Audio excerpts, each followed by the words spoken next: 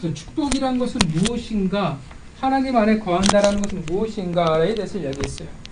자, 결국 그 축복이라는 것은 뭐냐 하면, 우리는 이제 부와 명성이라고 자꾸 생각하는데, 본문이 원하는 것은 원래 그 대상, 그 부르심의 목적, 그 상태 안에 있는 것. 그러니까 하나님의 원래 그 선하신 목적 안에 거하는 것을 우리는 복이라고 이야기한다라는 것입니다. 왜냐하면 그 말은 뭐냐면 하나님과 관계가 있다라는, 이어져 있다라는 의미가 되기 때문에 그렇습니다. 그래서 우리가 다른 말을 표현할 때는 우리는 사명이라고 이야기할 수가 있습니다. 그러니까 본문의 내용은, 그러니까 야곱에게 축복했던 그 말씀은 사실 새로운 건 없어요. 그러니까 이 세상을 창조하신 후에 아담과 그리고 그 이후에 아브라함과 그 이후에 이삭에게 하셨던 말씀의 반복이었습니다. 그리고 그것을 축복이라고 말씀하셨습니다. 아담과 아브라함과 이삭에게 했던 그 말씀은 결국 뭐냐 하면 그들을 부르신 목적이었어요. 아담을 이 땅 가운데 창조하신 목적이었고, 아브라함을 부르신 목적이었고, 이삭을 부르신 목적이었습니다. 그것이 그들의 역할이었고, 그들의 사명이었고, 그것이 그들의 축복이었습니다. 결국 우리가 하나님의 축복이라고 말하는 것은 단지 잘 먹고 잘 살게 해줄 게가 아니라 목적이 있다라는 거예요. 우리의 부르심의 그 목적, 그 부르심을 성취하게 주시는 그 모든 것, 그것이 바로 축복이라는 것입니다. 왜 그것이 축복이 될 수 있냐? 그 목적과 사명 가운데 있다라는 것은 하나님과의 거룩한 관계 가운데 있다라는 의미가 되어지기 때문에 그렇습니다. 그러니까 생명과 복의 근원인 하나님과 깊은 상관이 있다라는 것을 반증해 주기 때문입니다. 그래서 여러분들에게 늘 하나님의 축복이 가득하기를 바랍니다. 중요한 것은 왜 축복이 나에게 있어야 하는가? 왜 이것을 나에게 주시는 그 목적을 우리는 잊어서는 안 됩니다. 우리가 해야 할 일을 마땅히 하기 위해서 하나님께서 우리에게 허락하셨다라는 것을, 우리의 역할과 우리의 사명을 성취하기 위해서 하나님이 우리를 축복하신다라는 사실을 우리는 잊지 않았으면 좋겠습니다. 그것을 잊을 때 우리는 축복을 낭비하는 자요, 그리고 우리가 성경에서 이야기하는 한 달란트를 받은 그 어리석은 종이 될 수밖에 없을 것입니다. 자, 오늘 본문은 창세기 37장, 우리 전체를 37장을 간단히 말한다고 하면 이거는 에서의 족보입니다. 에돔 족속의 족보죠. 자, 어떤 목적을 가지고 있을까요? 이 족보라는 것은 우리가 성경을 공부하면 참 쉽지는 않은 본문에 해당합니다. 그러나 우리가 기억해야 할 것은 이 족보도 성경의 말씀이라는 것입니다. 그러니까 성경의 말씀이라는 것은 하나님이 쓰셨다라는 것을 말합니다. 하나님이, 그러니까 이 성경은 그냥 역사적인 사실을 나열한 그런 책들이 아닙니다. 분명히 어떻게 돼요? 하나님이라는 저자가 의도를 가지고 어떻게 합니까? 편집한 거예요. 그러니까 목적을 가지고 어떻게 해요? 이 사실들 하나하나를 하나님께서 기록하셨다라는 것입니다. 그러니까 목적을 담은 책이요, 그렇게 의미 없는 것은 없다라는 것입니다. 그러니까 오늘 본문을 단지 족보야 라고 말하는 것이 아니라 분명 하나님께서 어떤 의도와 목적을 가지고 에서의 족보를 하나님이 이렇게 구구절절 한 장에 걸쳐서, 그것도 구절도 꽤 많아요, 적지 않은 분량을 하나님께서 적어 놓으셨다라는 것입니다. 계획으로는 이 에서의 족보를 다음 주까지 좀 설교를 하려고 하는데 계획은 계획이라서. 자, 오늘 본문을 여러분들이 어떻게 구성되어 있는지 혹시 아십니까? 본문을 총 몇 문단으로 나눠볼 수 있을까요? 8절까지요? 아니, 전체 37장 전체. 4개. 그치. 요즘 현대 성경이 아주 편리한 점이죠. 친절하게 잘 나눠져 있어요. 자, 제가 이 36장을 좀 편하게 제가 설명을 좀 드리도록 하겠습니다. 1절부터 8절은 어떤 내용을 다루고 있냐면 에서에게 총 3명의 아내와 5명의 아들에 대해서 이야기를 하고 있습니다. 자, 에서에게는 총 3명의 아내가 있습니다. 헷 족속 엘룬의 딸 아다와 히위 족속 오홀리바마, 이 2명은 모두 다 가나안 여인이었습니다. 여러분 기억하시죠? 에서가 결혼한 장면들을 여러분 기억하십니까? 기억나시죠? 에서가 이 2 가나안 여인과 결혼한 것이 그의 아버지 어머니인 이삭과 리브가를 기쁘게 하지 못한다라는 사실을 여러분, 그래서 근심이 되었다라고 표현하고 있었습니다. 그래서 에서가 어떻게 해요? 또 결혼하게 되잖아. 그죠? 누구를 데려와요? 누구에게 찾아가? 기억 말때 하갈. 그치, 이스마엘. 자, 이스마엘에게 찾아가요. 그러니까 에서에게 이스마엘은 큰아버지죠. 큰아버지에 찾아가서 이스마엘의 딸인 느바디옷, 그러니까 사촌이죠. 사촌과 결혼을 하게 됩니다. 느바디옷이 아니다. 자, 사실 에서의 선택은 잘못됐죠. 왜냐하면 이 이스마엘은 하갈의 아들이기 때문에 그렇습니다. 그래서 총 3명의 아내와 결혼해요. 그리고 5명의 아들을 낳습니다. 그러니까 첫째 아내인 아다는 엘리바스를 낳고요. 이스마엘의 딸인 바스맛은 르우엘을, 그리고 가나안 또 하나의 가나안 여인은 오홀리바바는 여우스와 알람과 고라를 낳습니다. 자, 이들이 이 1절과 9절은 주 무대가 어디냐면, 공간적 배경이 어디냐면 가나안이에요. 그러니까 그 말은 어떻게 돼요? 가나안을 떠나기 전에 3명의 아내와 5 아들에 대한 이야기라는 것입니다.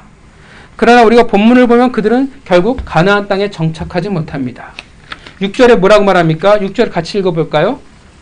읽겠습니다. 시작. 에서가 자기 아내들과 자기 자녀들과 자기 집의 모든 사람과 자기의 가축과 자기의 모든 짐승과 자기가 가나안 땅에서 모은 모든 재물을 이끌고 그의 동생 야곱을 떠나 다른 곳으로 갔으니. 예. 6절에서 자기 일족을 모두 데리고 동생 야곱을 떠나 다른 곳으로 가게 됩니다. 그것은 어디냐면 세일산이에요. 세일산 뜻은 숫염소라는 의미를 가지고 있습니다. 왜 그러냐면 많으니까. 여러분 TV에 보면 바위산 같은데 뭐가 바위산에 이렇게 벼랑 끝에 있는 거 보시죠? 염소나 사냥 같은 것들이 이렇게 있는 것들 여러분 보신 것 기억이 있을 겁니다. 자, 이 세일산은 에돔을 지칭하는 말이기도 합니다. 물론 우리가 아는 것은 야곱이 가나안 땅에 들어왔을 때 야복 강가를 거쳐서 가나안 땅에 들어왔을 때 어떤 상태였냐면 이미 에서는 세일산을 차지했어요. 기억나십니까? 그래서 세일산에서 600명을 데리고 오잖아. 300명인가? 헷갈린다. 어쨌든 자기 병력 군대를 데리고 야곱을 맞이하러 오잖아요. 기억나시죠? 이미 어떻게 되냐면 세일산을 이미 확보한 상태예요. 자신의 기업으로 만든 상태였는데 아마도 그때는 그러니까 세일산에 완전히 정착한 것이 아니라 가나안 땅에도 기업이 있고 세일산에도 기업이 있는 상태라고 볼 수 있을 것 같습니다. 그러다가 야곱이 이제 가나안 땅에 완전히 복귀하니까 이제 가나안 땅의 모든 기업을 정리해서 세일 땅으로 완전히 떠나 정착했다라는 것을 알 수 있습니다. 왜 에서가 가나안 땅을 떠났다라고 성경은 말합니까? 그렇죠. 야곱과 에서의 소유가 너무나 풍부해서 가축이 너무나 많아서 함께 거주할 수 없기 때문이라고 말을 합니다. 자, 이게 첫 번째 문단이에요. 두 번째 문단은 9절부터 19절이에요. 여기서 뭘 보여주고 있냐면 에서의 자손들의 번성함을 보여주고 있습니다. 근데 이제 무대가 바뀌어요. 1절부터 8절은 무대가 어디였다고요? 가나안 땅. 가나안 땅에서의 3명의 아내와 5 아들이었어요. 근데 이제 9절부터 19절은 무대가 바뀝니다. 어디냐면 자손들이 번성하는데 이제 가나안이 아니라 세일산, 에돔이 배경이 되어져요. 이제 5명의 아들은 이제 어떻게 돼요? 그러니까 에서의 손자가 되겠죠. 13명의 손자들을 두게 됩니다. 그리고 이들이 곧 13명의 족장이 되어지게 됩니다. 그 중에 특이한 것은 12절. 한번 같이 읽어볼까요? 읽겠습니다. 시작. 에서의 아들 엘리바스의 손 딘나는 아말렉을 엘리바스에게 낳았으니 이들은 에서의 아내 아다의 자손이며. 자, 12절의 특이한 것은 뭐냐면 아말렉이 등장한다라는 것입니다. 자, 아말렉이란 족속을 여러분들 잘 아시죠? 하나님이 모세에게 진멸하라 명령하신 족속이었습니다. 모세가 출애굽하고 어떻게 돼요? 이스라엘을 가장 괴롭혔던 적이 아말렉이었습니다. 그 아말렉이 누구의 자손이냐면 에서의 자손이에요. 정확히는 에서의 손자가 바로 아말렉이었습니다. 이제 그들이 세일산을 거점으로 번성하고 있고 이제 13명의 족장으로 어떻게 돼요? 그들이 번성하고 있다라는 것을 보여주고 있습니다. 그들의 번성함, 힘을 느끼게 해주는 거예요. 이삭의 에서를 향한 축복을 기억하십니까? 그 예언을 기억하세요? 에서가 앞으로 어떻게 살아가겠다고 말합니까? 뭐로 살아가는 자가 돼요? 칼로 살아가는 자가 될 거라고 이야기를 해요. 그 말답게 그들은 강력한 힘을 가진 족속으로 그들이 성장하게 됩니다. 자, 오늘 족보 중에서 가장 뜬금없는 세 번째 문단이에요. 세 번째 문단은 누구에 대한 겁니까? 에서 족속일까요? 에돔일까요? 20절부터 30절은 어느 족속에 대해서, 족보에 대해서 말하고 있을까요? 원주민인 호리 족속 족보예요. 그러니까 20절부터 30절 세 번째 문단은요, 사실 에서의 족속의 족보가 아니라 뜬금없이 누구의 족보가 등장하냐면 원래 에서가 세일산을 차지하기 전에 원래 있었던 호리 족속의 족보예요. 왜 뜬금없이 호리 족속의 족보가 등장을 할까요? 이것도 하나님의 모세를 통해 기록하신 목적이 분명히 있습니다. 자, 당당한 이 호리 족속을 기록함으로 어떻게 돼요? 이 쓰여진 이 기록들이 어떻게 돼? 다 구체적이고 역사적인 사실이라는 것들을 이야기를 해줍니다.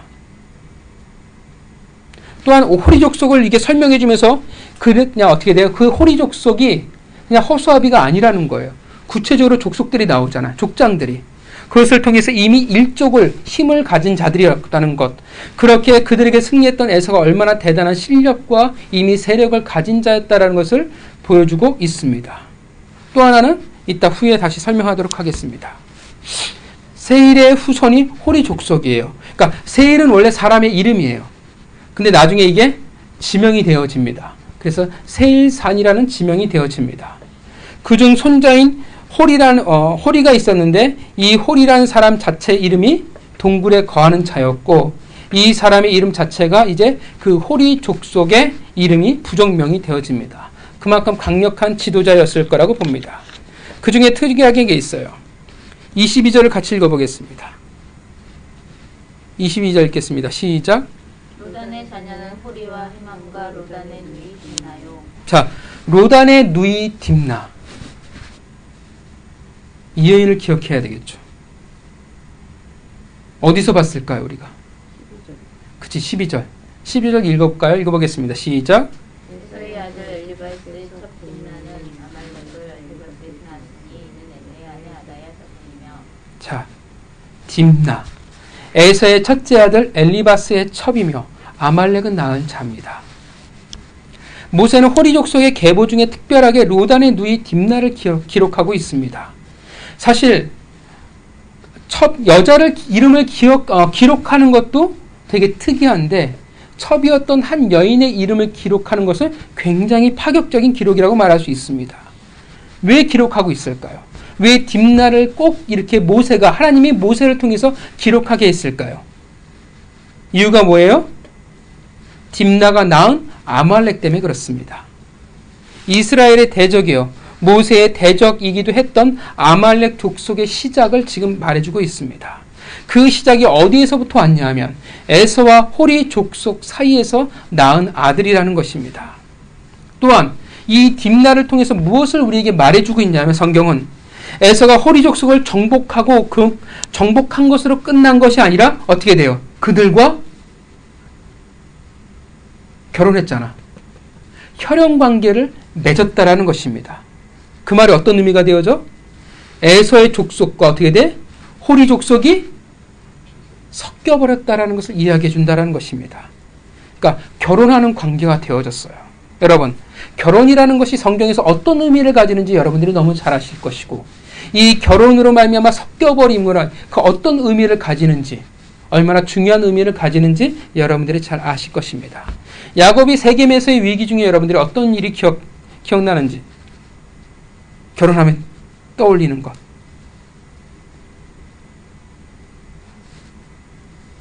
세겜에서 어떤 위기가 있어? 세겜 족속이 뭐라고 그래? 서로 결혼하자. 우리 아들과 당신의 아들과 우리 딸들이 서로 결혼하게 하자 그러잖아요. 이스라엘의 정체성의 상실이잖아요. 그러니까 이 딥나와 결혼했다라는 것은 아말렉이라는 괴물, 그 대적의 시작을 보여주기도 하지만 한편으로 어떻게 돼? 이제 에서의 족속이 어떤 상태가 되어지는지 이야기해 주는 거예요. 호리 족속과 섞여버렸다라는 거예요. 우리가 흔히 정복했다라고 생각하면 그 땅 주민들을 쫓아내거나 진멸하거나 생각할 텐데 그러지 않았다라는 거예요. 에서는 어떻게 돼? 그들과 연합해버리고 말았습니다. 물론 승리자는 에서였겠지만 그들과 결혼했어요. 그들과 섞여버렸습니다. 그것으로 말미암아 우리가 무엇을 더 추정할 수 있냐면 지금 에서와 이 에돔의 족속이 힘이 훨씬 더 강력해졌을 거라는 것을 우리가 알 수 있습니다. 왜냐하면 홀이라는 족속을 어떻게 돼? 그 세력과 힘을 흡수를 해버렸으니까. 그러니까 진멸하고 쫓아내버렸으면 그 세력과 그 힘이 내 것이 되는 건 아니잖아. 근데 이미 어떻게 돼? 힘이 있던 한 족속을 내가 흡수해버리면 내가 어떻게 돼? 배로 그만큼 더 강해질 수 있으니까. 그 말은 지금 에서의 이 세력이, 에돔이란 이 족속이 얼마만큼 강력해졌는지를 이야기해주고 있다는 것입니다. 그래서 어떻게 돼? 하나님이 호리 족속의 족보를 자세하게 지금 에서의 족보 가운데 이야기하고 있어요. 왜냐하면 사실은 에서와 호리 족속이 섞여버렸기 때문에 그렇습니다. 이해가십니까? 마지막 네 번째입니다. 32절부터 40절은 누가 언급이 되어져요? 에돔의 왕들과 에돔의 그 지역들을 다스리는 11명의 족장에 대해서 이야기하고 있습니다. 31절을 보면 31절을 읽어볼까요? 읽겠습니다. 시작.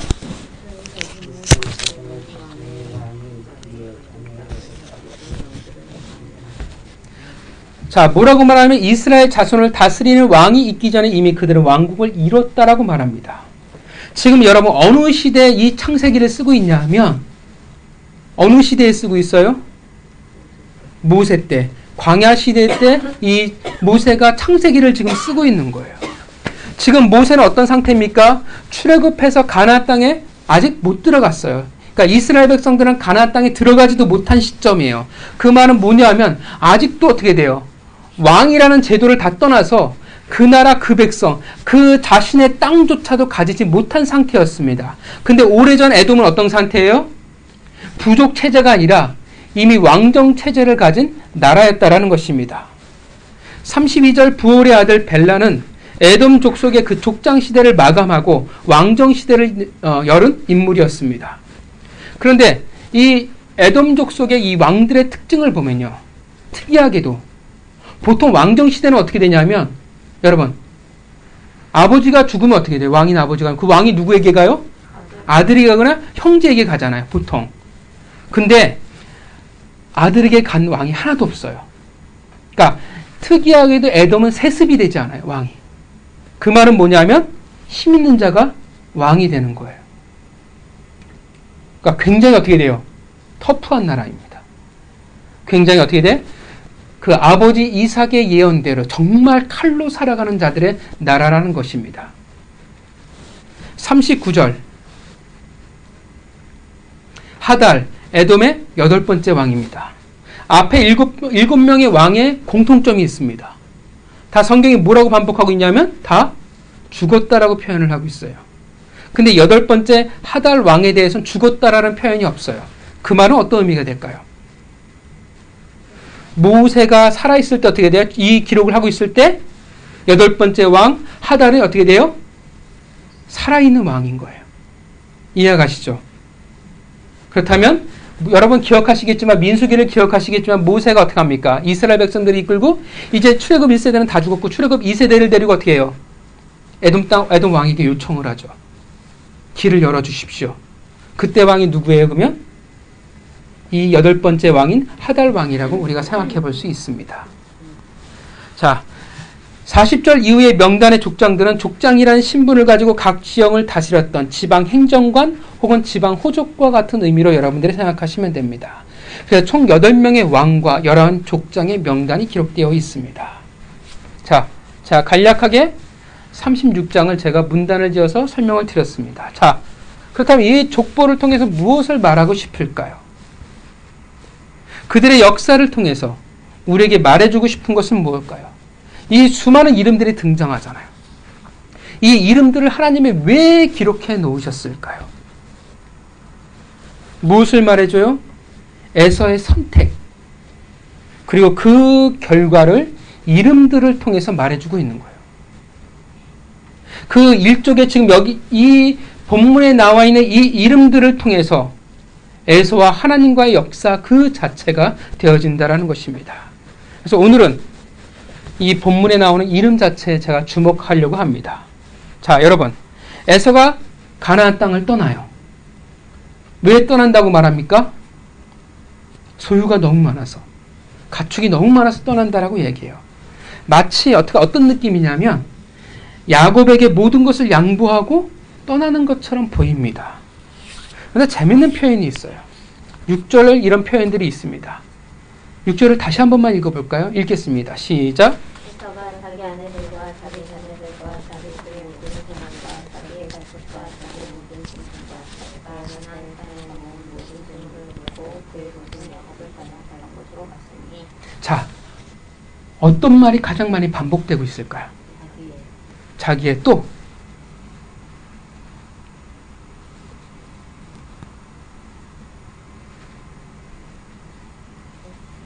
뭐가 어떤 말이 또 반복이 돼요? 그치, 모든. 자신 있게 얘기해. 모든. 자기 집의 모든 사람, 자기의 모든 짐승, 자기의 모든 재물. 어떤 의미가 되어져요? 한마디로 자기 것은 어떻게 돼요? 남김없이 싹 끌어다가 세산으로 다 가져갔다는 의미가 되어집니다. 여러분, 이 말이 어떤 의미가 되어질까요? 에서의 상태예요. 에서의 마음이에요. 어떤 마음이에요? 여러분 생각해 보세요. 내가 여태까지 했던 것들 모두 싹 다 거뒀어요. 그럼 어떤 마음이 되겠어요? 완전한 정리지. 이 가나안 땅을 어떻게 지금 생각하는 거야? 가나안에 미련이 없어요. 가나안에 돌아올 거예요? 안 돌아올 거예요? 가나안에 돌아올 생각이 없어요. 가나안이 분명 어떤 땅이라는 걸 에서가 알까요? 모를까요? 알죠. 에서는 분명 하나님이 주신 약속의 땅이에요. 할아버지 아브라함에게 약속하신 특별한 땅이라는 것을, 기업이라는 것을 그도 알고 있을 텐데 지금 어떤 상태예요? 가나안에서 조금도 미련이 없어요. 가나안 땅에서 기업을 만들고 싶은 생각이 조금도 없어요. 자신의 소유를 위해서, 기업을 위해서 미련 없이 어떻게 돼요? 세일산으로 지금 떠나간다라는 거예요. 지금 그러니까 에서가 가나안 땅에 대해서 어떤 자세와 어떤 생각, 각오를 가지고 있는지에 대해서 본문이 말해주고 있다는 것입니다. 그는 하나님의 기업인, 하나님의 통치가 있는 그 땅을 중요시 여기지 않습니다. 뭐가 더 중요해요? 앞으로 자기가 만들어갈 자신의 기업이 더 중요한 거예요. 내가 살아갈 그 땅, 내가 성공해야 할 그 땅이 중요할 뿐이라는 것입니다. 그래서 가나안 땅을 지킬 필요가 없어요. 가나안 땅에 자신의 것을 조금도 남길 필요가 없다라는 거예요. 열정조차도, 조금의 시간도 남기길 원치 않습니다. 우리도 그러잖아요. 미련이 없고 관심이 없을 때 어떻게 돼요? 내 열정도, 내 조금의 에너지도 그것에 바치기를 원하지 않습니다. 가나안은 더 이상 자신과 상관이 없는 곳이라고 말하고 있는 것입니다. 하나님이 아니라 뭐가 중요하냐면 내 삶, 내 기업이 중요할 뿐이라고 말하는 것입니다. 그래서 떠나는 거예요. 그래서 누가 생각나요? 오늘 이 본문을 보면 딱 그치, 아브라함과 롯과 똑같아요. 떠나는 이유가 똑같죠. 떠나는 이유가 뭡니까? 다 소유와 가축이 많아서 떠나게 됩니다. 여러분 생각해 보세요. 하나님이 왜 재산을 많이 주셨을까요? 목적이 있을 텐데, 그죠? 자, 그런데 자신의 이름을 위해 살아가는 자에게는 어떻게 돼요? 그것이 보이지 않습니다. 우리가 이야기했잖아요. 하나님의 목적과 하나님의 사명을 이루기 위해서 우리에게 축복을 주십니다. 믿으십니까? 근데 자신의 이름이 중요하고 자신의 것만이 중요하니까 그런 사람들이 어찌 사명이 중요하겠고 어찌 하나님이 나를 부르신 목적이라는 것이 중요하겠습니까? 야곱이나 에서나 똑같이 어떻게 돼요? 소유가 많았어요. 그런데 한 사람은 그 소유를 통해서 하나님의 기업을 만들어 나가게 됩니다. 그런데 한 사람은 그 소유와 능력을 통해서 자신의 나라와 자신의 이름을 만들어갈 뿐이라는 것입니다. 성경이 참 신기하게도 뭘 말해주냐면 하나님의 그 부르신 목적, 사명을 잊은 자는 신기하게도 그 자리를 스스로 떠나갑니다. 롯이 어떻게 돼요? 스스로 떠났어요. 에서가 스스로 떠났어요. 하나님의 사명을 잊은 자는, 그 부르심을 잊은 자는 그 축복의 자리에서 스스로 떠나가 버립니다. 여러분들은 그 축복의 자리를 지키는 자들이 되기를 바랍니다. 에서가 떠났어요. 왜냐하면 자신이 누구인지 몰랐어요. 자신의 그 부르신 목적을 몰랐어요. 그들은 영적 소경이었습니다. 자신이 누군지 모르니까 당연히 목적과 사명을 알 수가 없습니다. 생각하지 않습니다. 그의 이제 삶의 목적과 사명은 오직 자기 자신과 일족이었습니다. 목적과 사명을 잊었기에 당연히 그는 축복의 자리에서 떠나버리고 맙니다. 성공을 위해 하나님이 아닌 이 세상을 선택해버립니다. 히브리서 12장 16절, 육신의 것을 쫓아 허탄하고 망령되게 행동하였습니다. 이제 그 결과를 성경이 말해주고 보여주는 것입니다. 그 이름을 통해서 적나라하게 우리에게 보여주고 있습니다. 여러분, 에서의 자녀들이 누구였습니까? 에서의 아들이 누구예요? 첫 번째 아들이 엘리바스예요. 첫 번째 부인이 아다의 아들이었습니다. 엘리바스의 이름이 뜻이 뭐겠습니까? 하나님은 정금이시다. 두 번째 아들이 누구냐면 르우엘이에요. 여러분, 엘리바스나 르우엘이나 다 들어봤죠? 르우엘이란 이름이 어디 등장해요? 모세의 장인과 이름이 똑같습니다. 이스마엘의 딸 바스밧의 아들이에요. 이름의 뜻은 하나님의 친구라는 뜻입니다. 두 번째 부인 오홀리바바의 아들들은 여우스와 얄람과 고라인데, 여우스의 이름의 뜻은 조립공, 얄람의 뜻은 하나님을 숨기는 자, 고라의 뜻은 대머리입니다. 자, 이들은 어떻게 돼요? 아까도 얘기했지만 1절부터 8절 3명의 아내와 5명의 아들은 어디에서 얻은 기업이에요? 가나안이에요. 가나안에서 얻은 아들들입니다. 가나안에서 이룬 기업이에요. 그래서 어떻게 돼요? 그래서 아직은 어떤 상태예요? 아들들의 이름을 짓는데 뭐와 연관이 돼요? 하나님과 연관이 돼요. 하나님은 정금이십니다. 하나님은 친구입니다. 하나님은 나를 숨기십니다. 나는 하나님과 연관된 이름을 가지고 있다는 것입니다. 여러분, 에서가 하나님께 예배를 드렸을까요? 안 드렸을까요?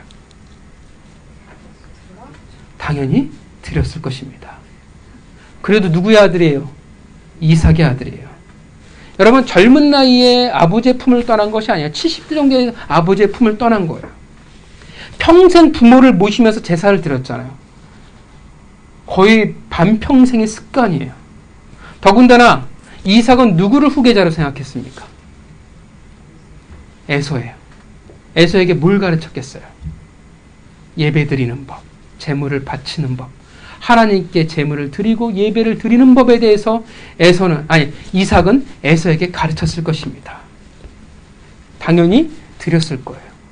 그 아들들의 이름을 봐서라도 어떻게 해요? 드렸을 거예요. 왜냐하면 그 아들들은 여전히 하나님에 대한 고백이, 바램이 담겨져 있기 때문에 그렇습니다. 여러분, 자녀들의 이름을 그냥 장난으로 짓지는 않습니다. 물론 그렇게 장난스럽게 짓는 이름도 있는 것처럼 보이지만 그런 사람들도 나름대로 이유를 가지고 있어요. 대부분 부모가 자녀의 이름을 지을 때는 바램이 있고 고백이 있기 때문에 그렇습니다. 분명 에서는 예배를 드렸을 것입니다. 그리고 하나님에 대한 고백이 있었습니다. 비록 자기가 누구인지를 모르고 왜 나를 부르셨는지는 모르지만, 그래서 자신의 목적과 사명을 알지는 모르지만 적어도 뭐가 있었냐면 신앙의 흔적이라는 것이 있었다라는 것입니다. 그런데 그가 떠나버렸어요. 약속의 땅을 벗어나 세상으로 가버렸습니다. 하나님의 목적과 사명이 아닌 자신의 목적과 야망을 이루기 위해서 떠나버렸어요. 그랬더니 어떤 일이 벌어져요? 15절. 엘리바스의 아들들, 즉 에서의 손자들입니다. 제가 이름을 쭉 불러볼게요. 뜻과 대만, 남쪽 지역이라는 뜻을 가지고 있습니다. 오말, 산에 거주하는 자, 스보, 망대, 가담, 바짝 마른, 그나스, 사냥, 아말렉, 골짜기 주민. 13절, 이스마엘의 딸 바하맛의 아들들입니다. 손자들이죠. 나핫, 내려가다, 세라, 올라가다, 삼마, 황폐, 미사, 두려움. 14절, 에서, 오홀리바마의 아들들, 족장들이죠. 아까도 얘기했죠. 여우수, 조립공, 얄람, 하나님이 숨기는 자, 그리고 고라, 대머리.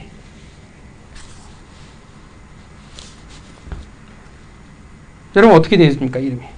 물론 얄람, 하나님이 숨기는 자가 있지만 그러나 14절의 족장은 다른 족장들과 달라요. 다른 족장들은 뭐라고 표현하냐면 에서의 손자들이에요. 그런데 14절은 뭐라고 표현해요? 이 족장들은 에서의 아들들이라고 표현을 합니다. 이 14절 족장들은, 에서의 아들들은 그나마 어디에서 태어났던 기업이에요? 어디에서 얻었던 아들들이에요? 가나안 땅에서 얻었던 아들들이에요. 그렇다면 세일산을 본고지로 만든 후에 얻었던 손자들의 이름은 어떻게 되어집니까? 단 한 명도 하나님이 없어요. 하나님이 그의 이름에 존재하지 않습니다. 그나마 가나안 땅에서 얻었던 아들들에게서는 하나님의 흔적이라고 있었는데 하나님의 어떻게 돼요? 나를 숨기시고 하나님이 나의 친구고 하나님이 나의 정금이십니다라는 고백이 있었는데 이제 손자 때에 와서는 어떻게 돼요? 그 손자의 이름들에서는 하나님을 이제 찾아볼 수 없게 되어버렸다라는 것입니다. 무엇을 말해줘요? 에서의 이 손자들 때에는 자손들에게는 하나님이 그들의 삶에 없다라는 것입니다.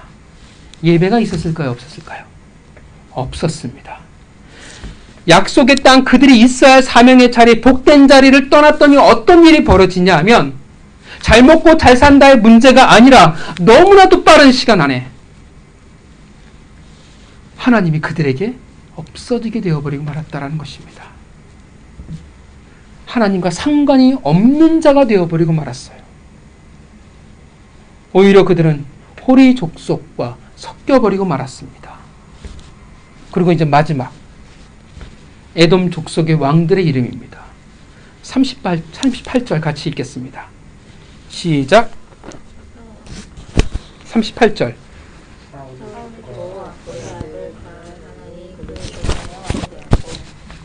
여러분 어떤 느낌이 들어요? 딱 이름을 들으니까 뭔가 확 와닿지 않습니까? 보이지 않나요? 특이한 이름이죠. 왜 특이할까요? 바알 하난. 이름에 뭐가 등장해요? 바알이 등장합니다. 이 바알 하난의 이름의 뜻은 바알은 은혜롭다라는 뜻입니다. 무엇을 보여줘요? 이제 그 이름에 뭐가 나와요? 하나님이 담겨져 있는 게 아니라 이제 뭐가 담겨지기 시작하냐면 바알이라는 이름이 담겨지기 시작합니다. 바알이라는 가나안의 신이 그의 이름 가운데 있다라는 것입니다. 그전에는 단지 어떤 상태였냐면 하나님과 상관이 없는 자들이었어요. 이제 어떤 상태가 되어졌어요? 바알을 섬기는 나라가 되었다라는 것을 이야기해주고 있습니다. 여러분, 바알을 잘 기억하시죠? 바알 신앙, 구약시대 이스라엘 타락으로 물들었던 가나안의 종교였으며 이 바알 신앙으로 말미암아 이스라엘은 하나님의 징계를 받아야만 했습니다. 이 바알 신앙으로부터 언제 이스라엘 백성이 떠나냐면 바벨론의 포로가 된 이후에 이 바알 신앙을 그들에게서 끊어냅니다. 그 정도였어요. 이스라엘의 깊고 깊은 쓴뿌리였습니다. 여호와 하나님을 믿는 신앙의 대적이었습니다. 이스라엘을 타락하게 만드는 이름이었으며 넘어지게 하는 이름이었으며 여로부터 멀어지게 하는 이름이었습니다. 여러분, 이스라엘 역사에서 북이스라엘에 유명한 왕이 있었잖아요. 누가 이를 섬겼어요? 대놓고 섬겼던 악한 왕 아방, 그의 마누라 이세벨, 그의 딸도 기억하죠? 무엇을 말해줍니까? 바알 하난, 지금 에서라는 족속이 지금 어떤 상태에 있는지를 보여주고 있는 거예요. 바알을 섬겨. 왜 바알을 섬깁니까? 사람들이. 하나예요. 성공하기 위해서. 바알은 성공이에요. 얼마만큼 많은 추수를 할 수 있느냐가 농경시대에서 가장 중요하잖아요. 그것을 관장하는 비의 신이요 천둥의 신이었어요. 이제 에돔은 어떤 상태가 되어졌습니까? 하나님과 상관없다 정도가 아니라 이제 어떤 나라예요? 하나님을 대적하는 나라가 되어버리고 말았습니다. 이제는 하나님의 원수가 되어버리고 말았습니다. 그들은 이제 진짜 에돔과 아말렉이요 그리고 바알이었습니다. 그게 누구였냐 하면 에서와 그들의 후손의 이름이었습니다. 여러분, 바알 하나님 말이 될까요? 바알이 은혜롭습니다. 물론 오늘날 많은 사람들이 얘기해요. 돈이 은혜롭습니다. 돈이 진리입니다. 성공이 진리입니다. 라고 말합니다. 근데 여러분, 하나님의 백성에게서 누가 은혜입니까? 은혜는 누구로부터입니까? 오직 하나님입니다. 믿으십니까? 여러분, 이스라엘 백성들을 가나안 땅에 두신 이유가 있잖아요. 가나안 땅의 지형적인 특징이 있잖아요.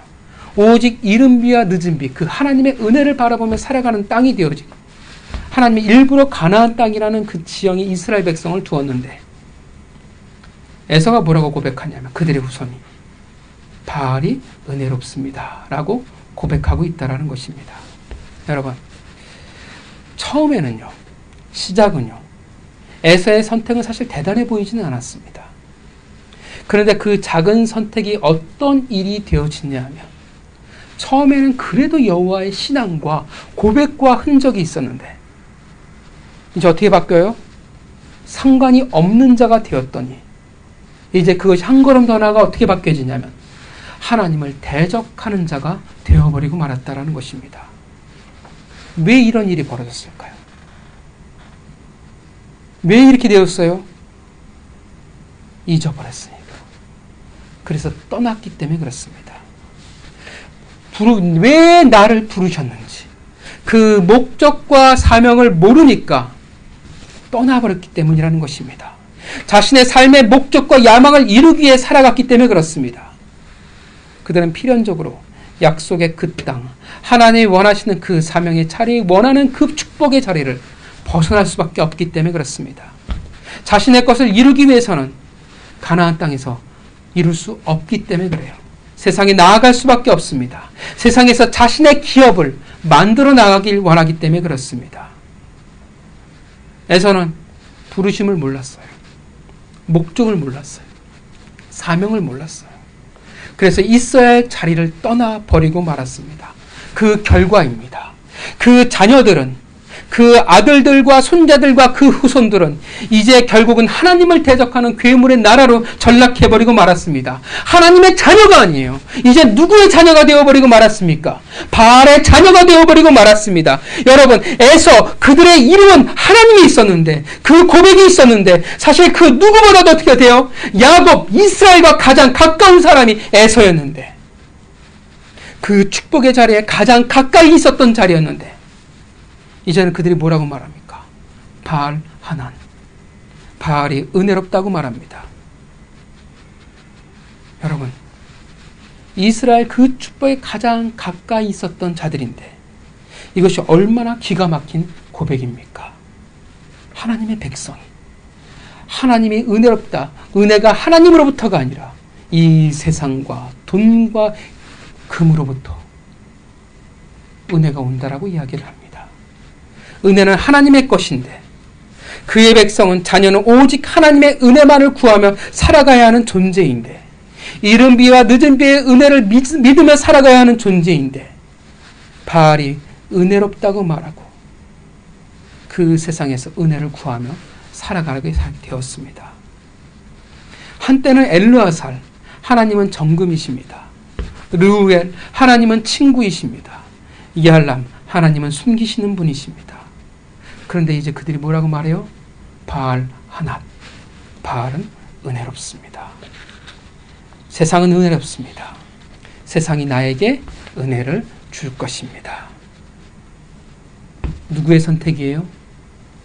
에서의 선택이었습니다. 그리고 오늘날 하나님의 백성, 그리스도인들의 안타까운 선택입니다.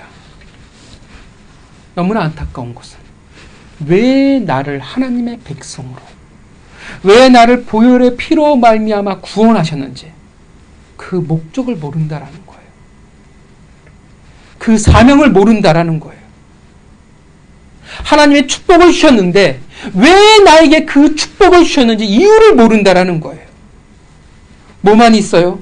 오직 이 세상에서, 썩어 없어질 이 세상에서 내가 어떻게든 하나님이 주신 축복을 가지고 내 기업을 만들어 가려고 내가 아둥바둥 살아간다라는 것입니다. 왜 에서에게 능력을 주었을까요? 왜 에서에게 그 수많은 소유를 주었을까요? 목적이 있었을 텐데 그는 그것을 가지고 세상을 정복하는데, 자신의 나라를 만들어가는데 사용해버리고 말았습니다. 그것이 전부였습니다. 많은 이들이 생각하지 않습니다. 하나님이 왜 나를 부르셨을까? 왜 나에게 복을 주셨을까? 왜 나에게 사지 멀쩡하게 하셨고 왜 나에게 시간과 재정을 주셨을까? 오직 관심은 어디에 있어요? 하나님의 땅인 가나안이 아니라 그 너머에 있는 다른 곳이었습니다. 무엇은? 요단 동편이었어요. 에서는 세일산이었습니다. 그들은 다른 곳에 있었습니다. 왜냐하면 가나안 그 땅에 있으면 어떻게 돼요? 내가 성공하지 못하니까. 소유가 너무나 많아서 내 기업을 더 크게 만들어갈 수 없으니까. 그 자리에 있으면 내가 원하는 축복을 마음껏 누릴 수 없으니까. 그 생각이 전부라는 거예요. 어느덧 수많은 하나님의 백성들이, 그리스도인들이 하나님이 아닌 내가 전부가 되어버리고 말았습니다. 그래서 자리를 떠나요. 부르심의 그 자리를 포기해버립니다. 목적도 없고요, 사명도 없어요. 오해하지 마십시오. 예배의 자리를 떠난다라고 말하고 있는 것은 아니에요. 교회를 다녀요. 예배에도 다녀요. 신앙의 흔적이 여전히 있어요. 그런데 그것이 너무나도 빠르게 어떻게 돼요? 퇴색해져 버린다는 것입니다. 고백이 어느덧 없어져 버리고 흔적이 사라져 버립니다. 신앙은 과거의 이름일 뿐입니다. 오늘의 삶이 아니라는 것입니다. 세상에 섞여버리는 것을 주저하지 않습니다. 호리족 속의 딸과 결혼했을 때, 그들을 흡수했을 때 에서의 족속이 얼마나 더 강성해졌겠습니까? 성공을 위해서 에서가 선택했어요. 그리고 그 결과는 성공이었습니다. 그리고 오늘날 많은 이들이 이 세상의 꿈을 이루기 위해서 그렇게 세상과 타협해버리고 세상을 선택하고 세상과 섞여버립니다. 그래서 오늘날 많은 그리스도인들이 괴물이 되어집니다. 바알 하낫. 오직 하나님의 은혜만을 구해야만 하는데 많은 하나님의 백성들이 세상의 은혜와 세상의 축복과 세상의 꿈을 기대하며 살아갑니다. 이 세상에서 이룰 것만을 꿈꾸며 살아갑니다. 그리고 그들이 바로 하나님의 대적이 되어져 버립니다. 하나님의 대적은요, 안 믿는 사람이 하나님의 대적이 아닙니다. 믿었는데 그 신앙이 죽어버린 자들, 이 세상의 가치관에 섞여버린 자들, 하나님의 꿈을 잊은 자들, 그 쓴뿌리들이 바로 하나님의 대적이 되어진다는 것입니다. 너무 쉽게 타협해버려요. 그것이 어떤 결과를 낳게 되는지 생각하지 않고 성공을 위해서 쉽게 타협해버립니다. 그래도 하나님을 기억한다라고 말할 수 있을지 모르겠습니다. 그러나 너무나 쉽게 하나님이 잊혀져 버린다는 사실을 알지 못합니다. 나는 괜찮을지 몰라요. 그러나 내 자녀들이, 후손들이 괴물이 될 거라는 것을 생각하지 못합니다. 나는 하나님을 말할지는 모르지만 사실은 바알을 말하고 있을지도 모릅니다. 성도 여러분, 여러분들의 그 이름에는 어떤 고백을 담고 계십니까? 여러분의 이름은 지금 어디에 속해 있습니까? 가나안에 속해 있습니까? 에돔에 속해 있습니까? 하나님이 여러분들을 부르신 그 이름은 그 무엇과 바꿀 수 없는 값진 이름입니다. 믿으십니까? 소중합니다. 그 이름에는 뭐가 담겨져 있어요? 하나님이 우리를 부르신 그 목적과 그리고 그 고백이 담겨져 있는 것입니다.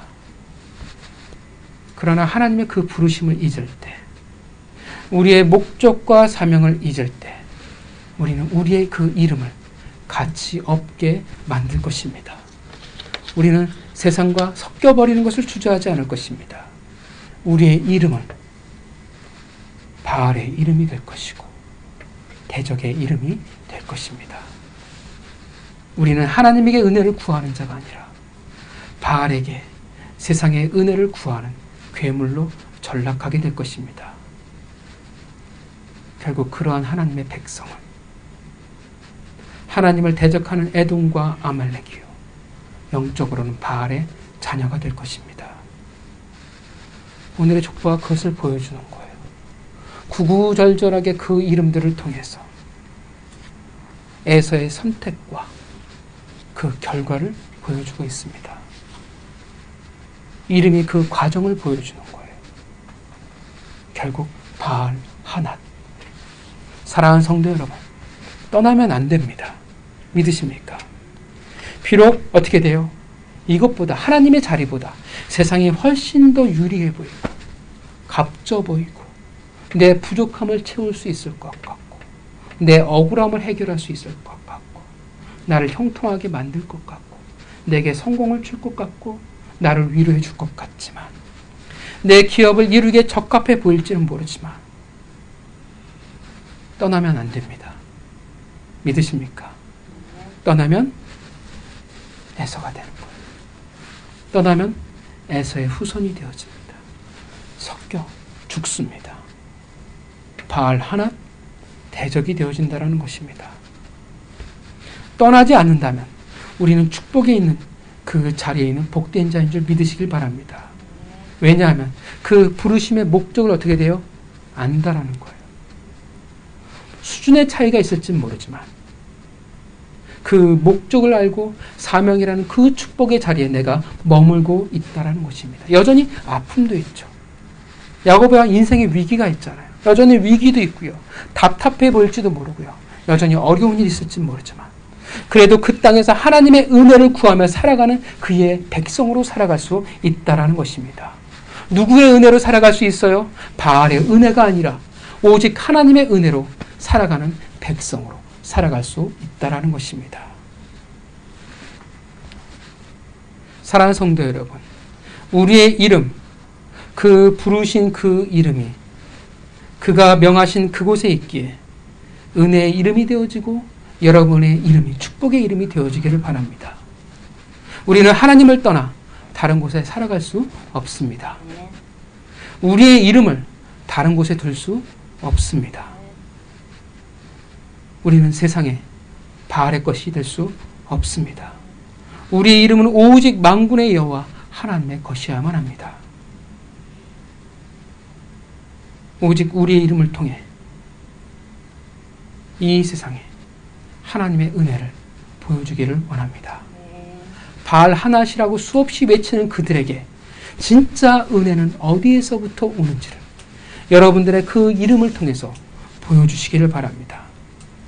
여러분의 신앙과 여러분의 고백이 여러분들의 이름을 통해서 이 땅 가운데 여호와의 이름이 가득하여지기를, 그 이름이 충만하여지기를, 그 은혜가 가득하여지기를 주님의 이름으로 축원합니다.